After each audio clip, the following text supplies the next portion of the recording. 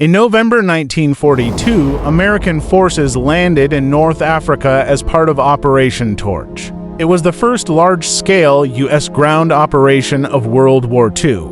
The objective: join British forces to push Axis powers out of Tunisia. The U.S. troops were confident, well-equipped, but largely inexperienced. Many had never faced battle. Command structures were new. The terrain was unfamiliar.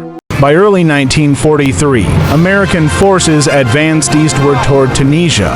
Across the battlefield stood Field Marshal Erwin Rommel, veteran of desert warfare, master of strategy. His forces, the German Afrika Corps, were battle-hardened and tactically efficient. Allied high command underestimated what was coming. Rommel, low on fuel and facing mounting pressure elsewhere, withdrew his forces. The immediate crisis had passed, but the damage was done.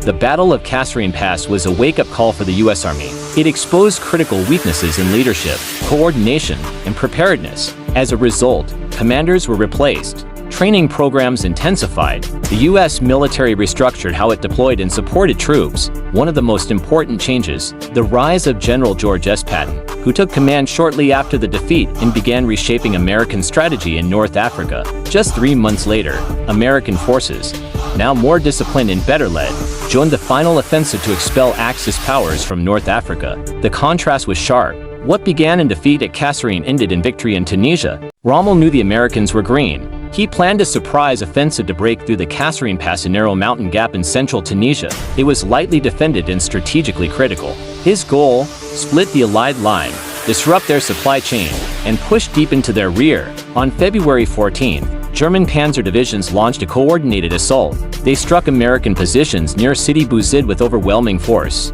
American tank units, unaware of the scale of the attack, advanced into open ground. Within hours, they were encircled. German air and ground forces destroyed dozens of U.S. tanks. Communications broke down. U.S. soldiers were captured in large numbers. Despite its significance, the Battle of Kasserine Pass is rarely mentioned. It does not appear on lists of heroic American victories. It is not often taught in schools, perhaps because it was a story of failure, not triumph. But it was one of the most important defeats in U.S. military history. It forced a nation to grow up on the battlefield, and from its failures, a modern fighting force was born. Today, the Kasserine Pass lies silent, but in its dust and shadows lies the story of a painful lesson, one that reshaped the course of the war and the American military itself.